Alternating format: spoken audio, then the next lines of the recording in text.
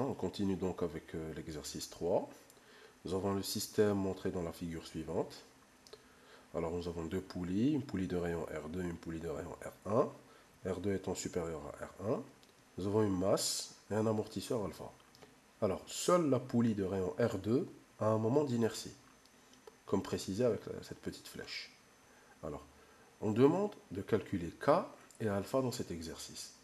Commençons par l'équation du mouvement. Alors, on va tout exprimer en fonction de la coordonnée x. Comme on a de la rotation et de la translation, la masse m fait un mouvement de translation d'une distance x, donc son énergie cinétique c'est 1 demi de mx point carré. Pour ce qui est de la poulie de rayon R2, elle tourne d'un angle θ. Et à chaque fois qu'elle tourne d'un angle θ, elle fait une distance x, c'est R2 θ. Donc on peut tout exprimer en fonction de x. Ça vous fait 1 demi de J0 θ point carré. Si vous remplacez θ par x sur R2, vous obtenez cette équation. Alors, pour l'énergie potentielle, c'est simple, un ressort est tiré d'une distance x, son énergie potentielle est donc 1 demi de kx carré. Le plus difficile ici, c'est de l'amortisseur. Pourquoi? Parce qu'il est attaché à la poulie de rayon R1.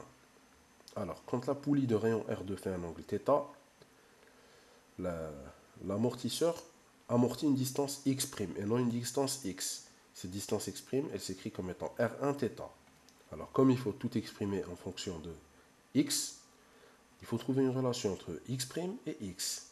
Alors, c'est simple, il suffit de diviser cette équation par celle-là. Nous obtenons x', c'est R1 sur R2 fois x. Donc, nous avons trouvé une relation entre x' et x. Donc, entre la distance de déplacement de la masse et la distance qui est amortie. Et naturellement, si les deux poulies étaient de même rayon, ça serait la même distance. Alors maintenant, le calcul est simple, il suffit de remplacer dans la fonction de dissipation. Et nous obtenons 1 demi de alpha x' point carré. Et en remplaçant, nous obtenons l'équation suivante. Alors, si vous faites les calculs avec l'équation de Lagrange, vous obtenez l'équation du mouvement suivante avec les quantités suivantes. Alors, j'ai déjà fait le calcul dans les exercices précédents. Vous pouvez revoir et refaire les calculs, c'est assez simple, les dérivés. Alors, vous obtenez delta qui s'écrit de la sorte et oméga 0 qui s'écrit de la sorte. Calculons d'abord la raideur. Comment on a calculé oméga 0? Donc, oméga 0 carré s'écrit K sur M plus J0 sur R2 carré. Alors, comme on donne la fréquence naturelle de ce système, la fréquence naturelle n'est pas la pulsation propre. La pulsation propre est liée à la fréquence naturelle par 2πf. Donc oméga 0, il suffit de le remplacer par 2πf, le tout au carré.